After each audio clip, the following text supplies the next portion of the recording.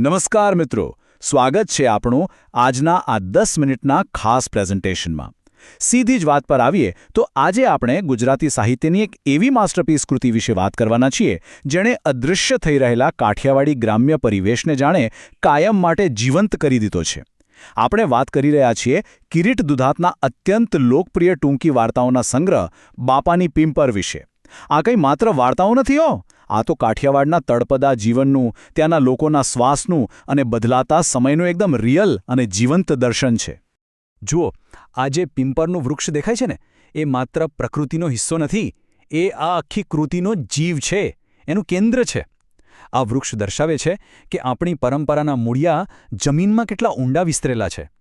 ખરેખર તો બાપાની પિંપર એ ગ્રામ્ય સંવેદના અને આધુનિકતાના ટકરાવનો એક જબરદસ્ત સમન્વય છે. જેમ એક વૃક્ષ અનેક ઋતુઓ અને વાવાઝોડાનો સામનો કરે છે ને, બિલકુલ એમ જ આ સંગ્રહની વાર્તાઓ પણ બદલાતા સમય વચ્ચે ઊભા રહેલા માનવીય મૂલ્યો અને સંઘર્ષોની અદ્ભુત ગાથા રજૂ કરે છે. તો આપણી આજની રૂપરેખા ફટાફટ જોઈ લઈએ. 1. સર્જક પરિચય. 2. સંગ્રહની ઝલક. 3. કથન કેન્દ્ર. 4. શીર્ષક વાર્તાનું વિશ્લેષણ. 5. વાર્તાઓનું વૈવિધ્ય. અને છેલ્લે 6. સાહિત્યિક મૂલ્યાંકન. ચાલો શરૂ કરીએ. વિભાગ 1. કિરીટ દુધાત. સર્જક પરિચય. હવે આ જે સફર છે ને, એ ખરેખર કમાલની છે. અમરેલી જિલ્લાના સાવ નાના ગ્રામ્ય વાતાવરણથી શરૂ થઈને છેક દિલ્હી સાહિત્ય અકાદમીના એવોર્ડ સુધીની સફર. આ દર્શાવે છે કે તેમના લખાણમાં જે પ્રામાણિકતા અને અસલિયત છે તે સીધી જ તેમના મૂળિયામાંથી આવે છે. નિવૃત્ત સરકારી અધિકારી હોવા છતાં દુધાત સાહેબનો જીવ કાયમ કાઠિયાવાડની એ ધૂળ અને ત્યાંના માણસો વચ્ચે જ રમતો રહ્યો છે. એમનું કામ આટલું ખાસ કેમ છે ખબર છે? કારણ કે તેમણે ગુજરાતી સાહિત્યમાં એક નવો જ વળાંક લાવી દીધો. એવા સમયે જ્યારે સાહિત્ય બહુ જ અમૂર્ત અને પ્રયોગાત્મક બની ગયું હતું, ત્યારે તેમણે સાહિત્યને ફરીથી ધરતી પર, પેલા તળના વાસ્તવિક અનુભવો તરફ ખેંચી લાવ્યું. સાર્વત્રિક અપીલ ગુમાવ્યા વિના એકદમ શુદ્ધ અને રવરવતી કાઠિયાવાડી બોલીનો ઉપયોગ કર્યો. ગામના ચોરે અને ઓટલે થતી પંચાયત હોય કે સામાજિક તાણુવાણું, બધું જ એકદમ વાસ્તવિક રીતે કોઈપણ ફિલ્ટર વિના આપણી સામે મૂકી દીધું. તો હવે જઈએ વિભાગ 2 પર, સંગ્રહની ઝલક અને સમાજનું સૂક્ષ્મ દર્શન. આ સંગ્રહ કોઈ એક વિષય પૂરતો સીમિત નથી ભાઈ. અહીં તમને કાઠિયાવાડના બદલાતા ગ્રામ્ય જીવનની વાસ્તવિકતાઓ દેખાશે, તો બીજી તરફ માનવ મનની બહુ જ ઊંડી અને અકળ ગૂંચવણો પણ દેખાશે. સાથે જ માનવીય સંબંધોની નાજુકતા, પિતા-પુત્રના સંબંધો અને નિર્દોષતાનો થતો કરુણ પ્રકાશ, આ બધું જ એટલી સચોટ રીતે આલેખાયું છે કે પૂછો જ વાત. એક વાત ખાસ ધ્યાનમાં રાખવા જેવી છે.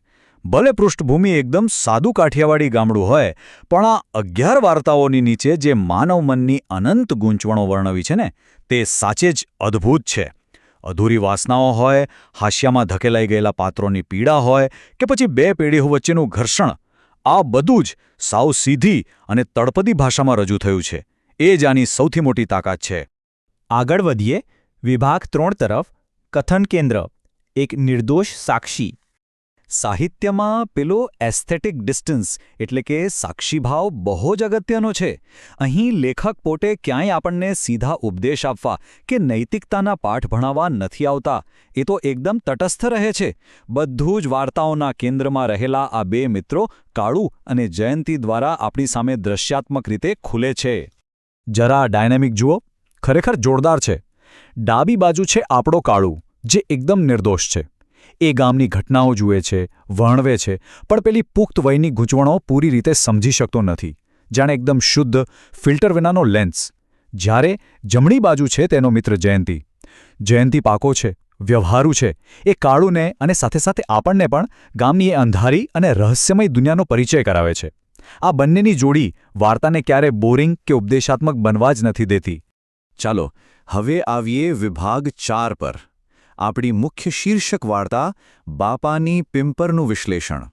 અહીં આ બે વિરોધાભાસી પરિસ્થિતિઓ જુઓ. એક તરફ નાગજી બાપા છે, જે પોતાની નાની ઉંમરની પત્નીના રક્ષણ માટે આંગણામાં પિંપર વાવે છે.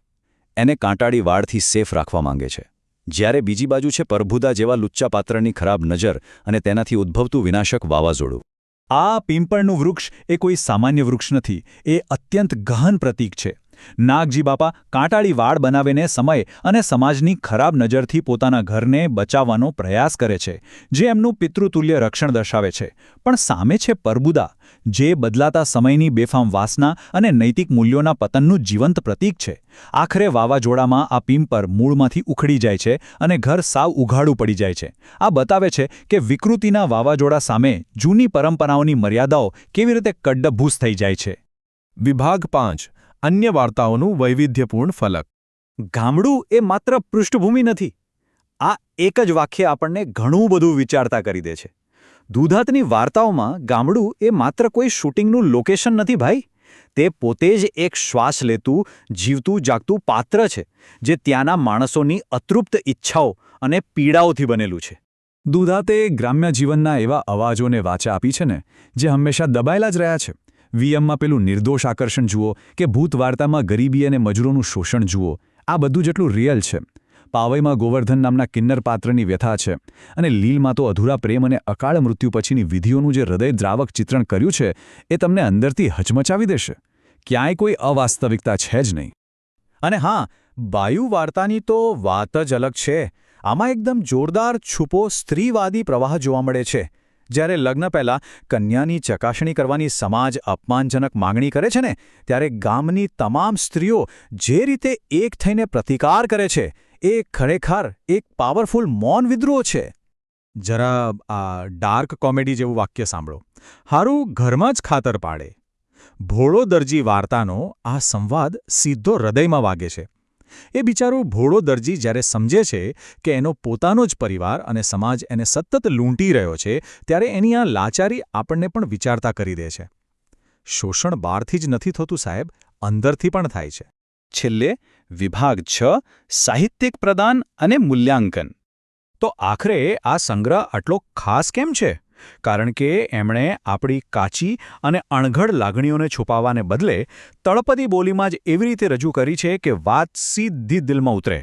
વળી આ વાર્તાઓની રિપીટ વેલ્યુ પણ બહુ જ હાઈ છે. જેટલી વાર વાંચો, દર વખતે કંઈક નવું જ સમજવા મળશે. એકદમ દેશી વાર્તા કથન અને ઉચ્ચ સાહિત્યિક ટેકનિકનું આવું જબરદસ્ત કોમ્બિનેશન બહુ ઓછું જોવા મળે છે.